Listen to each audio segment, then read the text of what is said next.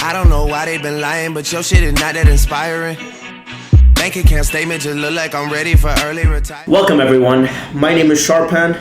In this video, I am going to discuss in length what our ambitions are for the Rendezvous family of applications. And just to preface this video, I wanted to give you guys the notice that this will not be a formal elocution of what RDV and Rendezvous are, and it will not be a short one, because what I'm really trying to do with this video is to give you a behind the scenes look as to the psyche of what we're trying to develop at Rendezvous and what implications that will have for the market that we're trying to serve. And so it's going to be hands into the material, and I hope that you guys can glean a lot out of that, whether you're looking to invest, looking to be a customer, looking to engage, looking to franchise, whatever it so may be. So I guess the appropriate place to begin with this is the beginning of Rendezvous.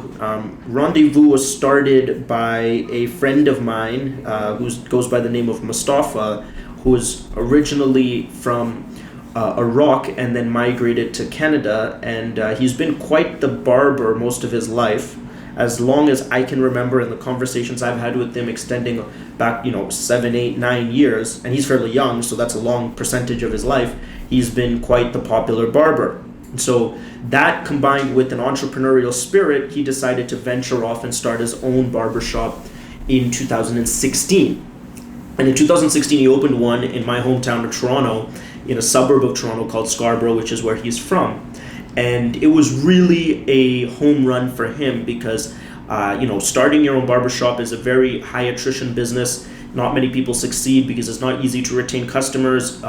It's a very geographically centered business, and we're going to come back to that. And he did an incredible job. It's been an outstanding success, that first location. And from there, he's been able to take the success of that and duplicate it in 2 other locations, one in downtown Toronto and then the other one in the greater Toronto area. And so watching that rise has been incredible, and he's been able to do that with the commitment to quality, commitment to excellence, and also just kind of the brand of Rendezvous has become its own thing in that city. So how I got involved, or how Invest got involved, which is really my involvement beginning, was in 2017 when I approached him. And I said, hey, you should probably try to change up the business model to step ahead of some secular trends that I saw pervading his industry. Let's just generalize his industry and say it's male grooming, which includes a bunch of different services. And so I said, what you want to do is look at what the subscription model has done for things like music, for things like obviously fitness, for other aspects of life, and you want to see if you can emulate that within male grooming, which really hasn't been done at scale. And so the argument that I made at the time was that the most important thing that you can do is capture your customer's loyalty at the beginning of the month. And so if the customer is committed to paying you every month, you now will force him to come into your shop. So it's really interesting because service sector artifacts like this don't typically go into the subscription model, because you got to pay every time you come in to get a haircut. And I said, well, why don't you do it make it a flat dollar amount per month, let's say $50 a month, and give 2 haircuts anytime they want to come in that month to get it. They can get a certain amount of hard product. They can get a certain amount of additional grooming services, but more importantly, what they can do is they can get unlimited access to the facility. So now you're transforming what was the attraction, which is kind of the haircut grooming service, to being something that's guaranteed, and you're transforming the facility of the Rendezvous shop to be the experience, and you want to work on improving that experience. And companies like WeWork have really profited greatly from deploying this model in unorthodox industries like office spaces. Well, that was our idea. He loved it, and we implemented a beta version of it in 2017. We ran it, and we created 3 subscription packages. We launched it on the website, subscription model, and it was an overwhelming success. However, because people love the idea that they can come in, they get free product every month, they know they're getting their product, that becomes this type of trend that keeps repeating itself, self-fulfilling loop in their head, as well as the fact that they get to come into haircuts without thinking about it, they get to sit down in their chair and they get to walk, and it really became experiential. And what we did when we realized we were getting to some type of product market fit, is we kind of shut that promotion down, because we realized that we needed to have some more horizontal infrastructure, meaning we needed to have more shops in order to make this worth your while, because you'd want to go to any shop ideally in the world to be able to use this membership, and that would change the way people got haircuts and change the way people got grooming services in general. And so we Mustafa focused on that in 2018. He opened up the other two shops, as I mentioned, and got real big traction behind them. And so that's kind of where we are. We know there's this genius idea, which is changing the way men go and consume grooming services, making it experiential, and building a very powerful brand to the likes of like Dollar Shave Club has done with their actual hard product. And I always knew that behind this is two very important assets that we need to go after. The customer's data, because if he can commit to subscribing to your a subscription, now you can build software that interacts with them. In other words, what we started to build was that a customer would be able to just punch in the haircut he wants in his app. He comes and sits down. The barber already knows. He's building a relationship with his barber. The before and after pictures that everyone takes at their haircut now become kind of like a growth pattern that they can monitor, and they can really do styling around it. So you can build software with that valuable data, and against that software you can sell them so many products. I mean, you can sell them any type of grooming product, as well as higher level grooming services. Again, that's the first asset, the data, which is so immensely valuable. The number two thing that I saw, which was so valuable, was the fact that we became distribution for the large CPG companies. So in other words, you're paying $50 a month, you're going to get one free hair gel every month.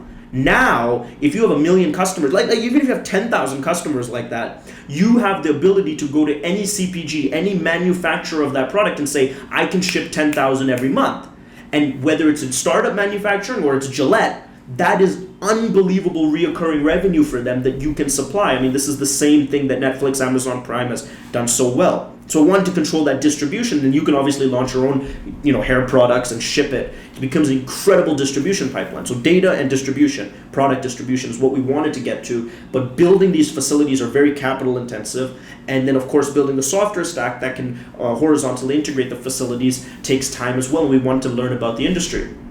So now they're at the point where they have some, 30 barbers, probably more than that over 3 locations, probably doing $1 million plus US in run rate revenue, and it's just growing really well. And we've worked on a series of software solutions that we are going to present to the market that will integrate in a homogeneous fashion to provide the user with a end-to-end experience on how they can transform their experience with Rendezvous. Now, when I explain these, it's going to sound extremely complicated, but it's not complicated to the end user. It's only complicated because I'm explaining everything as if I'm explaining it to a software developer who has to put this all together. If you look at it from the end user's perspective, it's super simple, and it fits into multiple patterns that they already subscribe to. In other words, if I had to explain Uber from a logistics perspective to you, it would be mind-boggling. If I had to explain Amazon Prime from a logistics perspective, it'd have to be mind-boggling. But as a consumer of Uber or as a consumer of Amazon Prime, it's like, you order packages, it shows up. You don't know much more than that. You click a button and the car shows up. But the amount of logistics that go into any one of those rides is astonishing. And so this is going to be the same thing. So first, I'm going to break down the kind of pivot Rendezvous is taking from a brick and mortar retailer of male grooming services to a software first company. Then I'm going to talk about what the software actually does and how the user experience will be constructed. And then I'm going to talk about how we plan on deploying this in a fast way over 2019 and 2020. So let's get started with who our customer is. Now that you understand our history and kind of where our mentality is, let's get started with who our customer. Our customer right now, as our current business model stands, is young males between the ages of approximately 18, actually goes a little bit younger than that, to let's say 38, 40. We have people coming in that are over 40, of course, but that's the bulk of our customer base. That's who we're trying to attract. And so you have to always look like, okay, you're going to build an end consumer product, an end consumer software solution for them. Well, what do they care about? Understanding customer psychology is something that I take incredible, fastidious pride in, because I want to be able to really focus on what drives consumer behavior. Okay, well, I've sat in that shop, multiple of those shops. Of course, I haven't sat in as long as the barbers and Mustafa sat in, and watched people. And what we found is that the males that come in are really coming in for either one of two reasons. And this doesn't seem like, Einstein's theory of relativity, but it's worth mentioning. Number one, they're coming in because the dopamine hit they get when they're finished a haircut, that feeling of freshness, is so addictive and is such a relief from their day-to-day stressful lives that they want to keep feeling it. And every male who's gotten a haircut knows what I'm talking about. Even if you're having a miserable day, if you go get a haircut, at the end of that you feel slightly better. That's the first reason. Number two is whether or not they're getting that dopamine reflex hit, they are trying to impress someone else. So this is what we would call occasional grooming, which is you're going to get a haircut before a party, a graduation, you going out on a date, whatever it so may be. That is what we would call occasional grooming. Obviously, there's enough occasions in one's life that they can do this every 2 weeks probably. And so it's going to be one of those two. And those two really tag on two different neurochemicals. The first one's dopamine, because it's reminding you how good it feels when you get this haircut. The second one's serotonin, because it's going to allow other people to tell you how good you look once it's done. I mean, whether that's your wife or whether that's some girl you're trying to pick up at the bar. And so, okay, that's really the customer psyche here. And we need to hype down. And since cutting hair became such a mundane activity, like you just do it because you have to do it. I mean, who doesn't get a haircut? You stop thinking about why people get them in the first place, because you don't really need to get them. And so that those two reasons are what drive people, particularly the reoccurring people. There are some people that their mothers drag them in to get a haircut once every 3 months. That's not what I'm talking about. I'm talking about the people, the guys that get up every 3 weeks to come get freshened up. All right, cool. So essentially, there are 3 RDV apps. They're all going to be mobile-first applications. And we haven't fully made, as of today, what's today's date? September 2nd? 3rd? We haven't made the decision of if we're going to combine all of them into one, or if we're going to deploy them over 3. I'm right now, as we stand today, and I reserve my right to change my mind, believe that it's going to be 3 different applications, but there are good reasons why it shouldn't be. So we're tinkering with that. But they focus on 3 different customers, really, and they're trying to deploy 3 different customer behaviors. That's why I think it should be 3. And I think there's room for 3. The first application is really simple. The first application is a SaaS sold to other barbers, right? So this is like if you're in India, this is like Swiggy. If you're in the United States, this is like, MindBody, or that's one for gyms. I think MindBody is the perfect comparison, but unfortunately the rest of the world doesn't really know about MindBody. But I'll explain what MindBody is. MindBody is an application, a SaaS sold to gym owners and anyone doing like Pilates, yoga, anyone that's instructing a fitness class can subscribe to MindBody as an instructor or as an owner. And MindBody will give them CRM, booking software, POS software. They give them everything in terms of being able to run their business on that SaaS. That's great for the business owner. And then MindBody also gives them distribution, because MindBody has an app that end users download to find where to go for these places. So if I'm in New York City, I download MindBody, I need to go to a yoga class, it's going to show me all the yoga classes that are available, which are then essentially, apart from giving them the software as a service to run their business, they're also giving them listing services like Google My Business within MindBody. So they have it's basically B to B to C, because the end customer is the person who's going to attend the class. But the company is making money from the businesses paying them the monthly subscription to provide all the CRM and software services. That's a perfect example. Swiggy or like any of these food delivery services in India is the same thing. They're going to provide the restaurants the ability to collect orders, collect payments, all of this fun stuff. But then really what they are is discovery. They're restaurant discovery for the end user who now getting to see all of these random restaurants. Okay, so doing that the same for male grooming services makes sense. I don't even think we're the first people to do that, actually. I think there's some obscure applications that have tried to do that. We're going to do that's going to be called Rendezvous. So what does that look like? That basically looks like any barbershop or any independent barber can sign up for Rendezvous, partner with us. We give them a suite of software applications, booking to be specific, so they can now have seamless booking, POS solutions so they can collect payments, advanced CRM tools so they can enhance their pipeline, marketing and advertising tools so then they can advertise to other people on other platforms, and tracking tools, and if they have barbers, employment management tools, just anything you need to run one of these shops. That's fine. Those are already on the market and those exist, and we're basically just emulating them. But that's not the interesting part about the first app. The interesting part about the first app is that we are going to, apart from giving them the hygiene software stack, we want to then create an interface where the end user, just like MindBody or Swiggy, discovers barbers, discovers grooming services wherever they are in the world. That's fine. But we want to build a reoccurring business between that barber and that customer. So essentially the idea that we had for Rendezvous, we want to now give to every barber. So how can we help the barber retain that customer? So all of the tactics we want to use for Rendezvous, which is help them build subscription services that this person can subscribe to, help them build engagement tools that this person can subscribe to, etc., etc., etc. So now that we're helping this barbershop retain this customer on a reoccurring cycle, and along with helping them to manage their business. And so then you have to think about, well, what is the end user going to want? Well, he's going to want obviously perks, features, interactions with their shops, and just a real cool user interface and the ability to grow their perception of their own style within the application. And that's basically the first app. How do we deploy that? You have to get the barbershops on board, and they will sign up all of their customers. That's how MindBody did it. That's how Swiggy did it, right?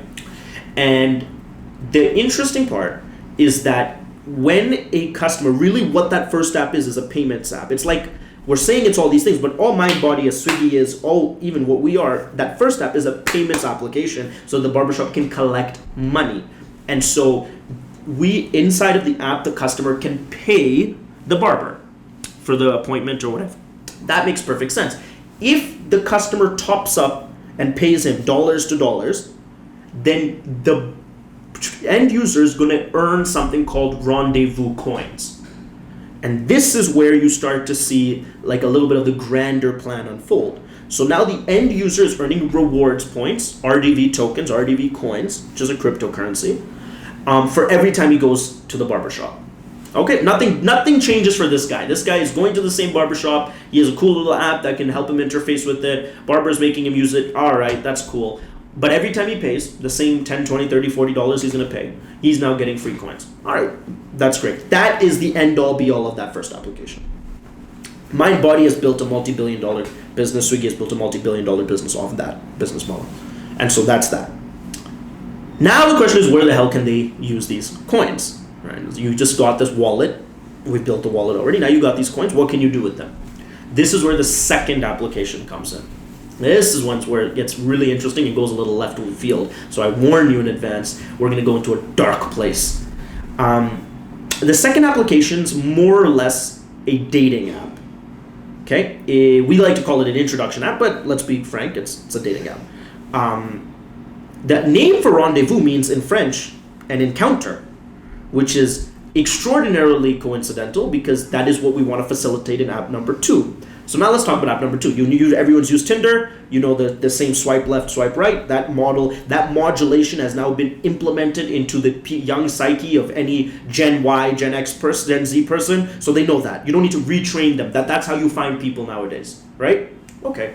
So now let's look at, again, meta secular trends. What we see is that men are going to get a haircut more or less to impress other people, hopefully women.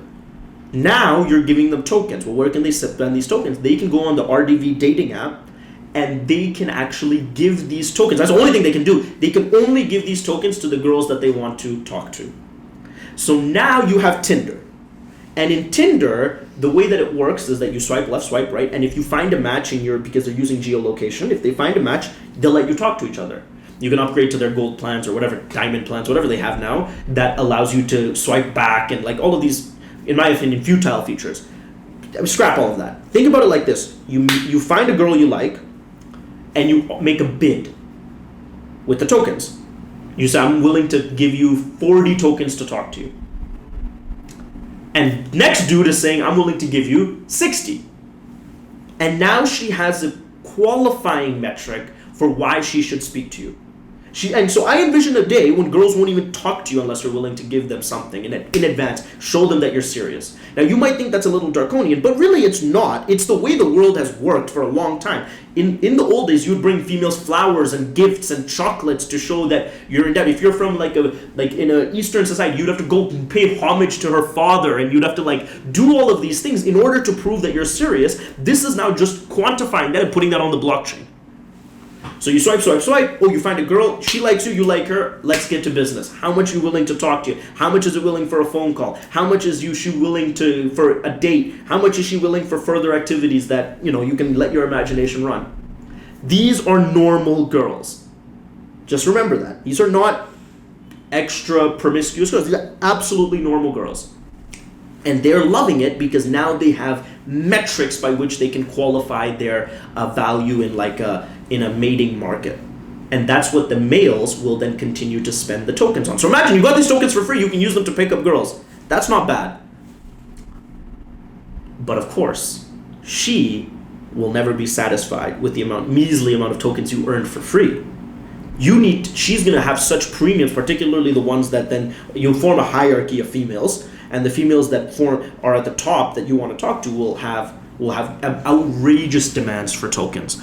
And so what do you need to do as a male? You need to go buy more. You earned a certain amount. We gave you a certain amount. You got in this game for free. But now if you want to play that at a higher level, you got to buy more. That creates the buy-side pressure for the tokens, right? It's very similar to what casinos do, by the way. Casinos will always get you in and give you your first 2-3 games for free, right? Because once you're in, it's hard to stop. This is even worse. If anyone's used Tinder, you understand how addictive it could be. Imagine there's a game theoretical element to it, as opposed to the girls just not replying. Well, you don't know why she didn't reply. Maybe now if you top her up another 5 tokens, she'll actually reply. So this can get out of hand really quickly. That's app number 2. I'll come back to app number 2. But I think everyone understands it, right? That now basically you're witnessing men earn tokens for being men. Men spend tokens to please women. Now who has the tokens? The women. So now we go to app number 3. And I think what ties this whole thing together is app number 3, because we had to be very careful. I mean, I hope I didn't scare people off with my explanation of app number 2. I'm sure I did. Because it makes it sound like the women are abusing the power and kind of being used and getting tokens. That's not what's happening at all. You have to make it gamified and super, super fun. So it's not like the tokens will, and when you're building a cryptocurrency, you have to build what's the demand side value for this, what's the utility function. This is a complete utility coin. So now the girl has her tokens. What can she do with it? Well, obviously, she wants to use it for something. Does she convert it straight to dollars? She can do that on any open exchange, but we're going to incentivize her not to do that. And app number 3 is just for females, right? App number 3 is basically an e-commerce application.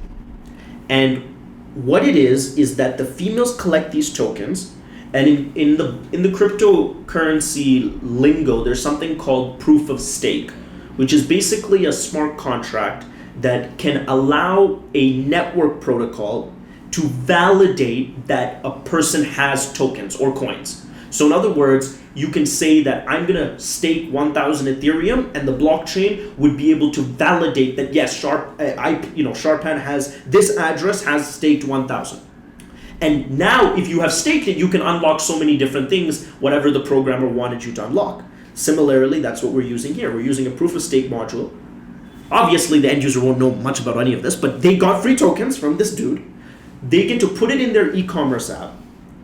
And the more tokens they have, the greater discounts they get when shopping. And this e-commerce app is basically just an aggregation of all female retailers. Fashion Nova, Cooves, Opoly, like all the big internet fashion brands, all the big makeup companies that will be on this app for females to shop. There's no difference for them. But for us, it's huge, because what we're basically saying is now when you shop at the brands you're already in love with, you get to get a discount. Now, what is your discount based off of? It's based off how many tokens you staked. You staked 1,000 tokens, you get 1% off. I'm just making up these numbers right now. You stake 10,000 tokens, you get 3% off. You stake 50,000 tokens, you get 4, and the numbers could get very high. And now she's basically converting the energy that she exerted in application number 2 for talking to this guy or whatever she did into quantifiable value in shopping for her favorite things. Okay, that's great. So with the Rendezvous third application, every girl gets a credit card, prepaid credit card issued by Rendezvous, branded for females. I'm also astonished why nobody has done a female credit card yet. I'm sure someone has, and maybe we're just unaware of it, but I think that should be the first one. They spend so much money, like it makes perfect sense to, and you'd go heavy with the branding, you'd go heavy with the design, and essentially whenever the girl uses this card on the app or else, where she gets this cashback, and the cashback is predicated on how many tokens she has. And of course, that will prevent her from selling tokens and also want her to accrue more tokens. So now you look at the token economics. Dude is getting tokens for free. That can only happen as long as the company keeps minting tokens. That's fine. The tokens are then being transferred to females in application number 2, and the females are hoarding them. So the question is, when in application number 2, the guy wants to buy more tokens, where can he go? Well, he has to buy them from these females that are holding them. And that will drive the price up. And now you got to convince the girl, well, you're going to have to sell the tokens and lose your discounts. Not going to be too easy. So that when you have a fixed supply side, but the demand keeps increasing, this is what, of course, more users, more females on the platform will increase the demand. And so now you have taken what I call rudimentary biological behavior, the mating process of humanity, and you've codified it for the 21st century amongst 3 applications. And the barbershop standalone makes sense. The dating app standalone makes sense. The e-commerce standalone makes sense, but now you've tied it all together. You've given the girl the credit card, the spending power, which is what she wants. You've given her the earning power by doing what she does best. You've given the male the ability to feed into this homogeneous life cycle. And that is the RDV family of apps. Like I said, we are expecting to deploy these applications along with the RDV coin Q4 of 2019. It's going to be vicious. I think one of the few products I've seen in my life that has a truly viral effect. If you think about all these influencers, TikTok, Instagram, Twitter, all the females can now convert their influence into monetary power on a singular application, and the males can actually have a way of bribing into it. And the great part is none of it feels dirty. It feels like a game. It feels like it's just kids playing. But you can drive up real consumer demand because you're facilitating so much commerce here. You're facilitating people buying grooming services. You're facilitating introductions. And obviously, think about within the introduction app, once someone meets and someone has finally agreed, okay, 50 rendezvous tokens, all right, great, where do you want to meet? The app will recommend you places to go because it knows where you are. It will recommend, someone knows so much about you. So there's so much commerce happening there. And then, of course, e-commerce is just commerce. And so you're taking existing behaviors and you're putting them in a way that makes a lot of sense. And this is what Uber did. I mean, even Warren Buffett said that. I mean, all of the facets of Uber were there decades ago. People had cars. People needed rides. Mobile apps came out more or less 10 years ago. Geolocation in the way that Uber needs it maybe has been around for about a decade. But the thing that Travis did that was so astonishing is he put it together in a way that made so much sense. And that's Rendezvous. And of course, any barbershop can now put a Rendezvous sticker on their door, say Rendezvous supported, just like they do Swiggy and all of these things, and grow their business and continue to perpetuate this and drive up the price of the token and drive up this consumer behavior. So that is what we aim to do. I hope this has elucidated our vision and how we're going to drive this forward. Of course, we have a great and tremendous test case with the shops that we already have, and we're going to launch this in Canada and the United States and then bring it globally over 2020. I don't know why they been lying, but your shit is not that inspiring. Bank account statement just look like I'm ready for early retirement.